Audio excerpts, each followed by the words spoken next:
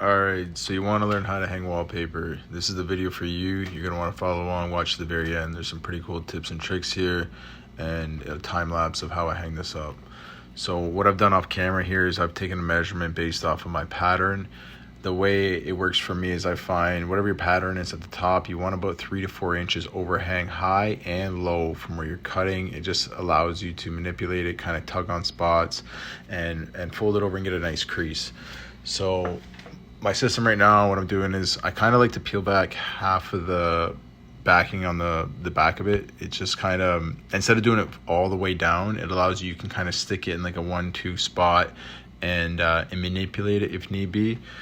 Take your time here. You don't want it to fold over and stick to each other. And if it does, don't panic. You can separate it. It just takes a bit of patience. And if it does and it's ruined, well, you should order extra. On that note, why this video is picking up at the very end, we got to that corner piece you can see right there and we were short. And this was ordered off of Etsy, came out of the States.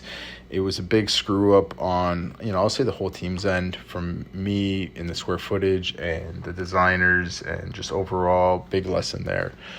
Try to source your wallpaper locally so that if you're short, you can go pick some up, or make sure you got an extended time frame where you can get it delivered and not break your contract. So what I'm doing here is I peeled back half of that backing on the backside, and I'm just kind of matching it up to my pattern very gingerly. You don't want to stick the whole thing because it will peel your drywall. Little tip here, make sure you don't have color paint in the background. You're gonna have to prime it out, and we learned that the hard way on this one because that green there, it shines through. And when one of our teammates were cutting in the green, they're like, oh, there's wallpaper, it won't matter. So just prime it out, seal that drywall up, because your mud will want to pull off if it's not sealed up. Continuing on right here, I'm just kind of feathering that out. I've got my pattern lined up, and what I'm doing here is I'm just double checking high and low, making sure it's going to line up and that the pattern's on. Another pro tip, make sure you order from the same batch. We did have to get that second batch, and I think they were different SKUs because the pattern was off by like a 16th to an 8. I was able to correct it and kind of hide it there in that first piece that I already put, and it's behind the door, so no one's ever going to notice. This tool here, you can pick it up at any hardware store. It's just like a plastic trowel. Your putty knife, you're able to spread it around. It doesn't have any hard edges. And what I'm doing is I've got it stuck. I know it's where I want it, and I'm just kind of working out the air bubbles and flattening it out as I go. You don't want to kind of stick it in like high and low and left and right and then try and smooth that all out. You want to push the air and kind of fold it down like I am here, forcing your air out one direction. So I grab the rest of that backing, I kind of peel it down. I'm working my pattern, I'm taking my time. As you can see here, like there's no urgency, right? Like you have to take your time. This can't be a rush job. Get your pattern stuck, kind of finger finesse it there like I am, and then just work your air bubbles out. Take that putty knife, fold it down, take your time and get to where you're going to be cutting it. And for me, that's going to be that top header there in green, and we got it all nice and cocked, so like it's a nice crisp line. Here I am, I'm just working the air up and down, getting that crease kind of put in there. And you'll see right here, another pro tip, make sure you have sharp blades, a lot of them. Like don't be trying to save money on your blades here. Pretty much I do about 2 or 3 cuts per blade, and I flip it around. This is an X-Acto blade, so you can get 2 sides of the blade out. You can go with like the Olfa Extendo blade. I find that's a little more work because you got to snap your blade, you got pliers, you got a place to put that cut off here. You just pop the blade out. So what I've done is just ran my knife along there nice and gingerly. Take your time, don't get too excited, and feel the pressure. Just take your time doing it. There you go. That's how the bottom comes off, and I'm just going to follow the same process up to the top, making sure the crease is nice, that there's no air bubbles, nothing that's going to throw me off. You'll kind of feel it. If there's anything in behind there, just kind of peel it back a little bit, take your time and pop it out.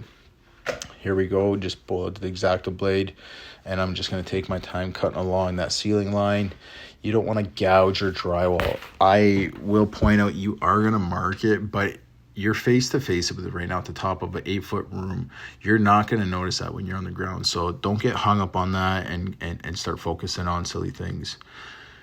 There it is. It wasn't that difficult, guys. Anybody can do it. I can do it. So can you. And this is just kind of the finishing stages. I'm just working out any remaining air bubbles, making sure it's nice and crisp. There's no issues. Feel it with your hand. Feel the pulse of it. Is it sticking weird in some spots? Like, did you not get primer in a certain area, and now that it kind of looks like it's not sticking, which I have had. Don't think that I'm blasting these out and they go perfect. So here's one more pro tip, and I will point out my flaws. I screwed up this room layout. The ceiling isn't level. So when we started that pattern, that white sunflower, you can see it right there at the top right now, right there. It drops. If you follow my room pattern all the way around, it drops by like a 1/4 inch, maybe even more. It could be 3/4. No, it's not quite 3/4, about 1/2 inch.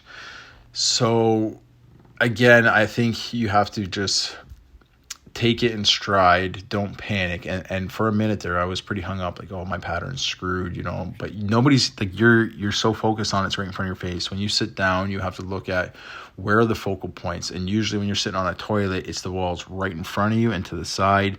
Same thing with your trim work on the floor. You want to make sure those are dialed in, because when someone's sitting on the toilet, they're analyzing your work. And when they come out, they're going to ask somebody, who did that beautiful wallpaper, or who built that nightmare in there? What happened? So back to the wallpaper, I'm just working it along right here. Same thing, pattern, peel back half the backing, finger finesse it, get it to where you want it. Don't get excited and start sticking it all. Wait till you got that pattern perfectly lined up. Make sure it's nice and tight to the previous piece, and then pull your backing down and work the air bubbles out, work the crease, finger finesse it, make sure it's nice and tight.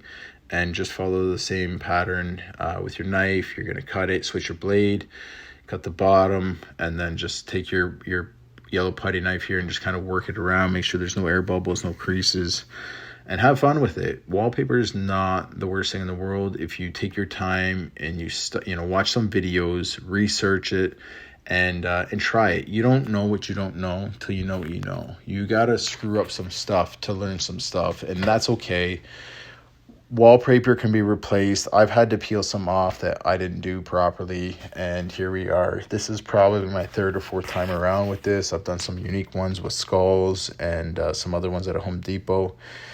So I've done some office buildings where it was the entire, I think 3 or 4 offices, same wallpaper, which that wasn't a fun one either. So have some fun with it. Don't get hung up on the small details. You're probably not going to get it 100% your first time, but maybe test it out in a room that you're not going to be so focused on, and or be prepared to pull it down and just start over. There's nothing wrong with that. If you got any questions, you can hit me up in the comments. What do you think about this pattern? Is this your style? For me, it's very bold. This was the house. It had a lot of character in it, and here we are. This is the final touches. We still had to clean the floors and a few other things, but there you have it.